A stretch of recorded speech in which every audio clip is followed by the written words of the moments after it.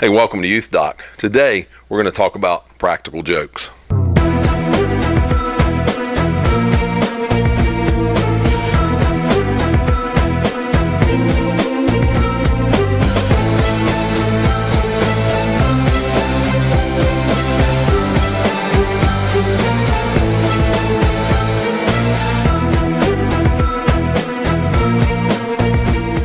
I used to really be good at practical jokes in my early days of youth ministry, and I used to sometimes pride myself in how good I was if I really wanted to get a teenager or another adult leader. As I got older, I realized that that probably wasn't necessarily the best thing, and definitely was not something that I should be proud of. In one practical joke that lasted about a week at a camp with a group of teenagers, actually with one teenager, but some other teens and some other youth leaders were involved as this joke began to develop. Ended up at the end of camp getting a letter given to the camp director. In this letter, this girl made this comment. She said, "It's in our rules not to have practical jokes. And if this leader or leaders are going to do this to this young man, why did they even come to camp?" I was at the head of that practical joke, and it broke my heart. Matter of fact, I kept that letter for years on my desk as a reminder of where practical jokes can go wrong, how they can get out of hand, and how that they can ruin what you're trying to accomplish, which is the spiritual development of our students. From then on, I moved to a moment of where I'm not really going to be organizing and trying to rig or make practical jokes happen. I'm willing to laugh as things happen, but I'm not going to initiate or try to embarrass a student or leaders in that way. I went to one church where practical jokes were like the thing, and I was told that that was the thing. And I still remember in trying to break that culture, it took, about a year to break the culture, but it meant that I wasn't going to participate in those practical jokes, and I was going to discourage those from happening within the student ministry. So I worked on that for a year to try to break that culture and move us to a different culture of caring for each other, loving each other, laughing when things go wrong or when things happen, but not being the ones to initiate that. In that same youth group, we were talking about the former youth minister during a book study we were doing, and a student said this, we would have practical jokes in the youth ministry, and the youth leader would be right there in the middle of it until they began to get, escalated to a higher point, what some of us call almost out of control, and then he would yell at them for practical jokes. And the kids saw that as such a hypocrisy because he was in the middle of them up to a point, and then all of a sudden now he's yelling at them. So practical jokes can create some issues within a youth group for sure, but yet in our culture we think sometimes that practical jokes are just fine, that we as youth leaders should just jump right in or even initiate those practical jokes. There are some real problems when you think about practical jokes, and definitely practical jokes within a youth ministry. The first is what I call the get you worse than you got me scenario. As you work on that somebody gets you, so how do I get you worse? Well, if they retaliate with how do I get you worse, and then you retaliate how I get you worse, pretty soon what was a simple practical joke has now escalated to that place to where something's going to go really wrong, is going to hurt the testimony of the youth ministry. The aspect of practical jokes are continued to progress in a youth ministry, the concept of coming and enjoying yourself versus coming and always looking out behind your back, checking out around the corners, all that, because you're scared the fact that something's going to happen, and so you can't really even enjoy yourself. Whether you're a youth leader or whether you're a student coming, that can be another issue. Ultimately, you can get damage to people or to property. To people in a way where they can actually get physically hurt or definitely emotionally hurt. To property where something gets broken because of practical jokes happening within the group. Many times in practical jokes, you get right to the edge of crossing that line to possibly actually crossing the line of bullying. And so we will support non-bullying tendencies in our schools tremendously, even as a youth group, but then turn around and create an environment, if we're not careful, that bullying is happening underneath the umbrella of practical jokes. Because we're laughing, we think everybody else should laugh, but the kid who's in the middle, the kid who's being the target, is not laughing. And if you don't stop them, there's always a chance of somebody getting hurt. That it pushes and elevates to the point that somebody actually is hurt. And once again, whether emotionally or physically, the hurt does take place and the hurt is real. And just like in the story I told about the former youth minister at a church where I served, when practical jokes happen, if the youth leader's involved, then for the youth leader to stop it, many times you alienate and isolate and make teens get mad at you because you stopped the process when you were in the middle of it. And kids will see that as hypocrisy. Sometimes in the middle of practical jokes, teens begin to take sides. If the practical joke continues to go on, kids begin to recruit others to be on their side, to support them, their efforts for the practical joke. And then pretty soon you've got 2 or 3 divisions in your youth ministry all around something that probably shouldn't even be there, practical jokes. And then the last issue on the practical jokes that I jotted down, you could probably come up with more. Matter of fact, in the comments, feel free to jot down some other comments, some other thoughts you may have. But the other is this, and that would be the issue of Christ. Is practical jokes honoring to Christ? In other words, if what you're supposed to be doing as a youth ministry is to live for Christ and honor Him, do practical jokes help that or hurt that? I think that would be a great question to ask. Now, to come out against practical jokes this way may make some of you go, well, man, I would hate to be in your youth ministry. It's got to be the most boring thing in the world. Well, I would, one, disagree with you. I don't think it's the most boring thing in the world. It may be a little safer than your youth group, but I don't think it's the most boring youth group in the world. I have tried to let our teens understand that it's okay to laugh, that there are times that things are going to happen that's funny. And when that happens, it's perfectly okay to laugh, to laugh out loud even, and even to laugh at people sometimes when something happens to a somebody. I know I was on a mission trip one year with our teenagers, and the kids were, that team was leading in kickball. And I come down, you know, and I'm hanging out with kids a little bit. So I decide, well, I'm going to kick the ball. Well, of course, as the youth leader, I got to kick it further and bigger than anybody else. And this is going to be so awesome. And so the guy rolls the ball. I take off running towards the ball. I throw up my leg to make this humongous kick. I mean, I'm going to kick it out of the apartment complex we're working with. I'm just sure of that. And I end up doing the Charlie Brown deal, man. I totally missed the ball.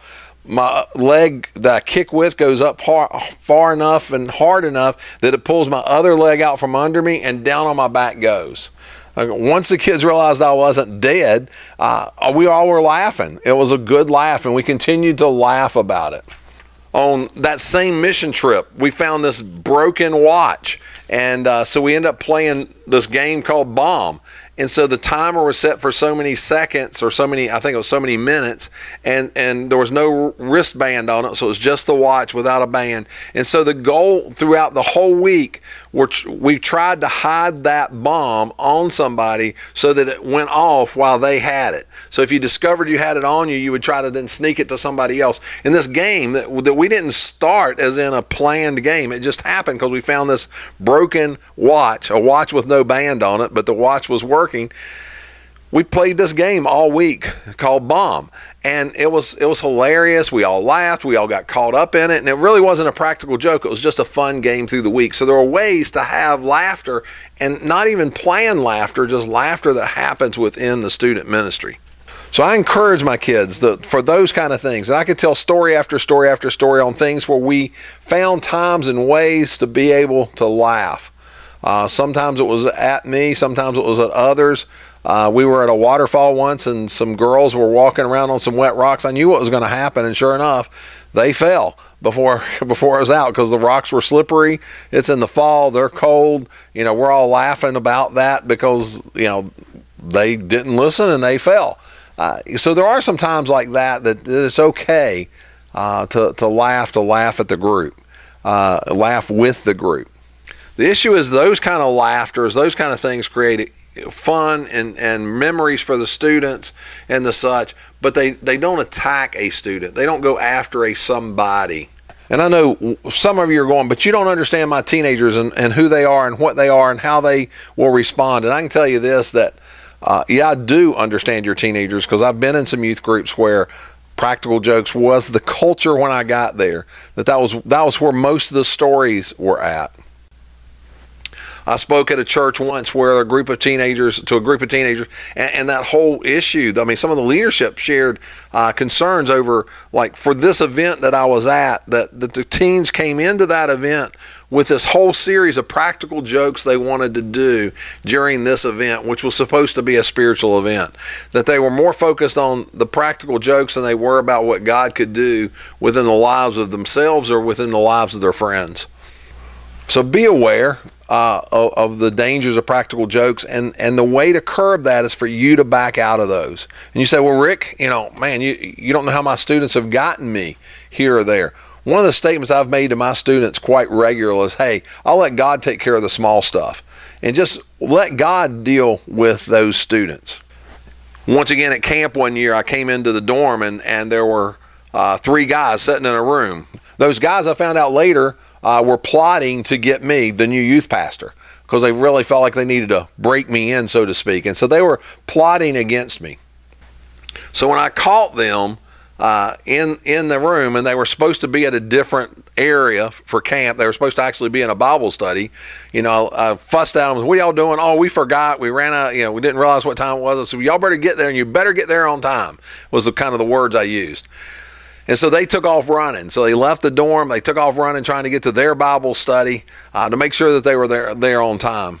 And I'll never forget, 2 of the guys told me right afterwards, they'd say, well, look, we're not going to get you. We're leaving you alone, because they had heard me say, I let God take care of my small stuff. Well, the one guy got stitches in his side running as he tried to run to his Bible study, but yet he was a soccer player. And he's like, I don't ever get stitches from running. It wasn't that long of a distance, but his side started hurting in the process of him running. The other guys, he had on flip-flops, and he stubbed his toe on a piece of concrete from the sidewalk that was setting up and busted his toe. And so he was like, I'm never going to get you either. He said, because God did take care of you.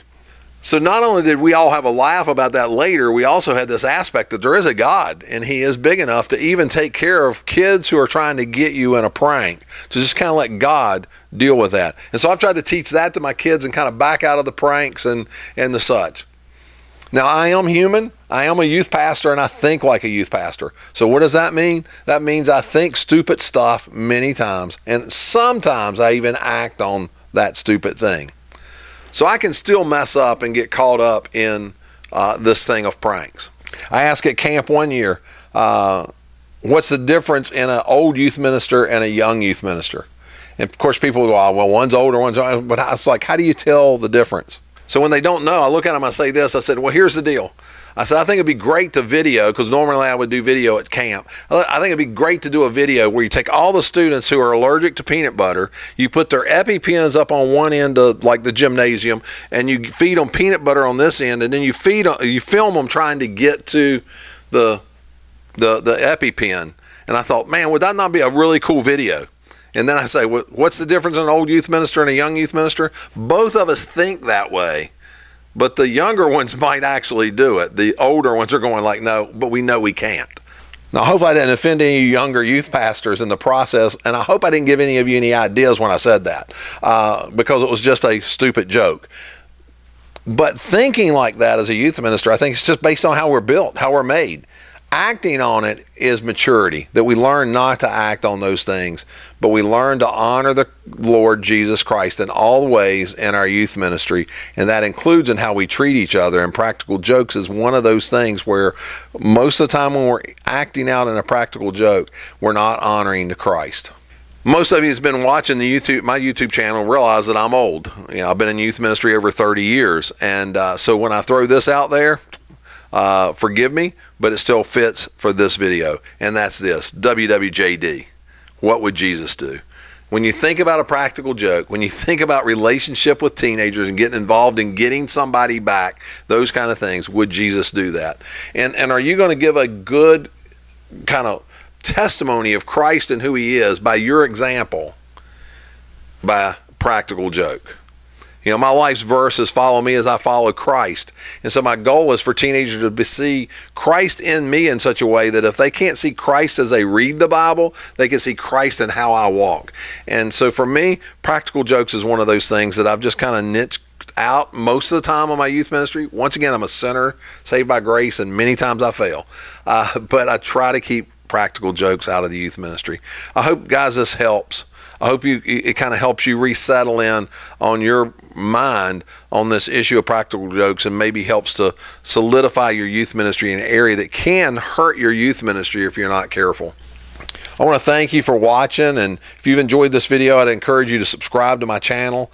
We try to put out a video every Tuesday of just some practical advice around youth ministry to help youth ministers, and I would love to have you subscribe. I'd also encourage you to make a comment down below that just says, hey, this is a practical joke that I've done that was stupid, it hurt. This is something I've learned in the process of youth ministry. This is what I do to help curb practical jokes, those kind of things. If you want to drop those comments in, some other people could look at that. I would love to be able to look at that also. Once again, thanks for watching, and God bless.